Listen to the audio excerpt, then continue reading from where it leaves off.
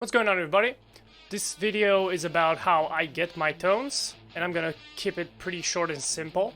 I'm not gonna bore you guys with, going through all the effects and why I chose the settings I did for the Ignite Emissary and stuff like that. I'm just gonna show it to you, and I'm gonna include downloads for the effects chains that I use for Reaper.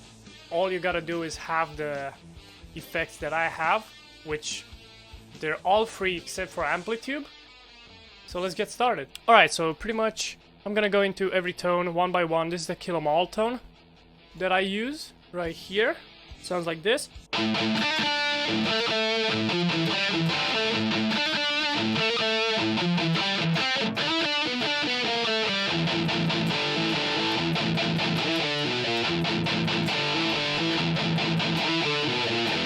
Notice I'm not using my Explorer, I'm using my V, which is this guitar. It's not a great guitar, I'm not gonna say it is. It's pretty uncomfortable to play, but it gets the sound that I need for Kill 'Em All. And I just changed my black Explorer to have humbuckers as well, so I can play Ride the Lightning stuff, because James used his white Gibson Explorer on Ride the Lightning. So yeah, this is pretty much the tone right here.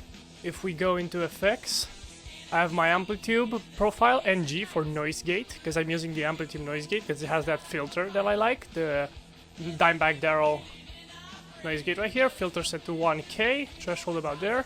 Ignore the pitch shifter, and turn it off and it sounds the same. So yeah, I use the pitch shifter if I want to play in D on a specific guitar, just to play for fun, not to record, obviously. And I just go, let's say I want to play in D standard.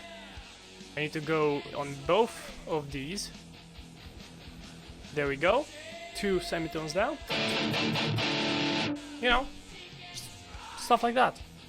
That's what I use it for. Now we're gonna go into the amp. I'm using a TSC 1.1 Mercurial. It's a Tube Screamer simulator thing, and it's actually pretty good. I have it set up in the basic way you would set up a Tube Screamer, so no drive, max boost, so it's a clean boost on 808. Tone is personal preference, and it depends on the guitar. This one has a lot of bass in it, so I might actually bring it up a little bit. Yeah, see?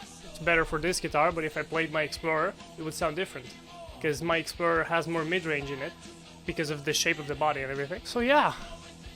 But usually I have the tone at 12 o'clock for Kill 'Em All.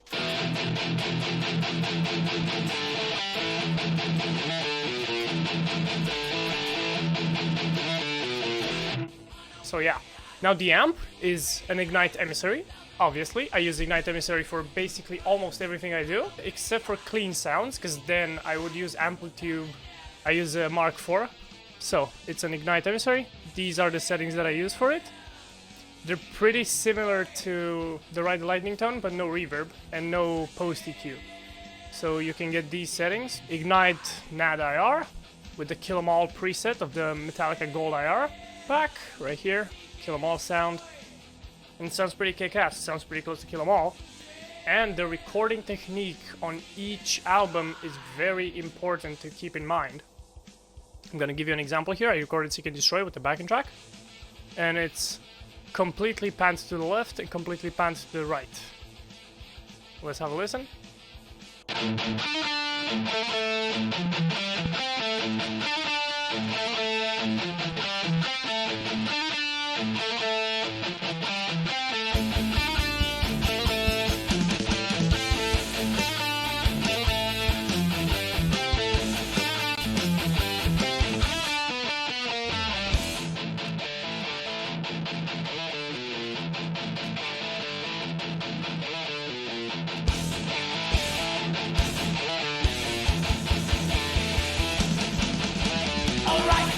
You see that? This riff right here is panned to the left. It's only the left track playing the riff when it's alone, and that's exactly how it is on the album. So that's how you want to record it if you want to make it sound close. Now let's move on to Ride the Lightning. Alright, for Ride the Lightning we have 4 guitar tracks which are panned. Let me change this theme. There we go. This one is panned 70% left, 90% left, 70% right, 90% right. So you get a forward sound and a back sound. So it fills up more of the space instead of completely left and right. You have a forward-ish sound going on. And here's a demo of how that sounds. I'm just gonna keep the 2 forward tracks open. There's no point in activating all 4 of them. It's not gonna sound that different with one guitar instead of 4 individually recorded tracks.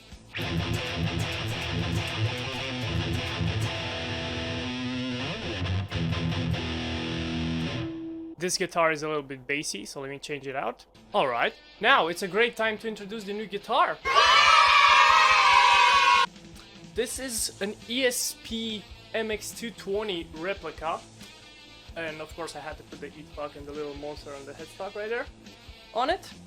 It's a great guitar, plays great. It's a replica because these things go for ridiculous amounts of money if you want to buy a second-hand one. I saw one sell for like $10,000 and the other one that I saw sold for $30,000. There's no way in hell I'm paying $30,000 for it.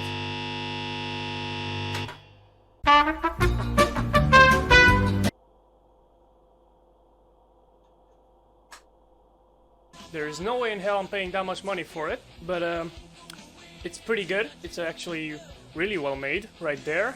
Has the inlays, the famous inlays. It has an EMG 81 in the bridge.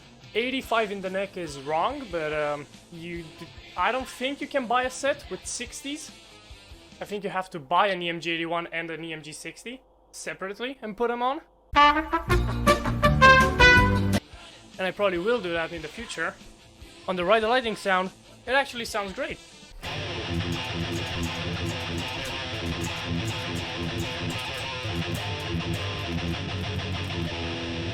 The only thing about it, yeah, the EMGs are not from that era, but my black guitar has some grounding issues at the moment which I need to get fixed. And here's a little demo of how the 4 tracks sound, right? Right here.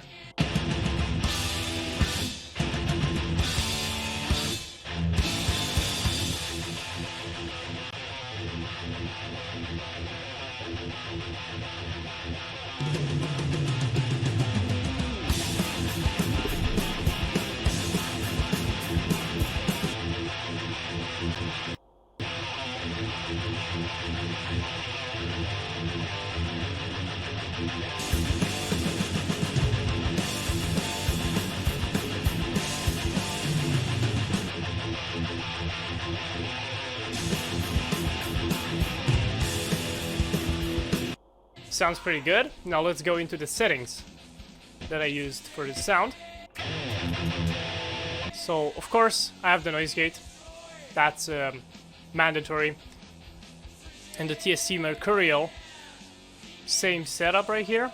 Ignite Emissary, same setup as the Kilomal tone, just because I don't really want to tweak the Kilomal tone that much because the cab is really important.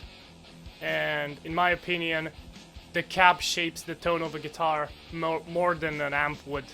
Now I have reverb. I have the ATEX RV17 right here.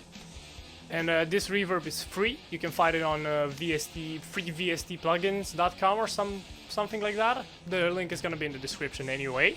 And right here I have the Ignite Net IR with the Ride the Lightning left channel with the Metallica Classic IRs. If I go into the guitar bus, it's all 4 tracks linked to one track that I can shift the volume because I don't want to shift the volume of every single track.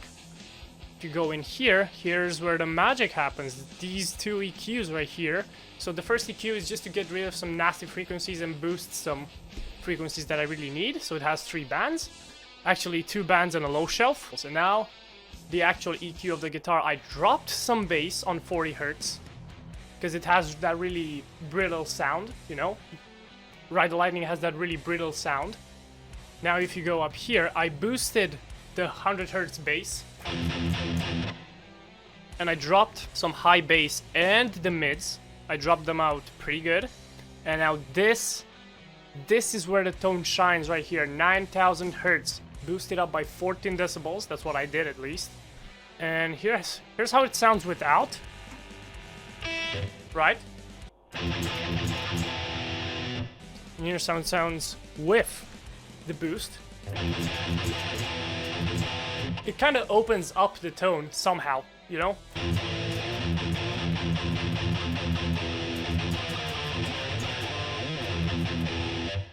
Sounds pretty good. Right here, this boost is really important in this scoop because these frequencies are kind of nasty. And I have a high shelf and a band that scoops them out even further, so it creates this shape here. So yeah, this is gonna be available in the description as well if you like the tone. You can shape it yourself afterwards and then you can save it back. Alright, let's move on to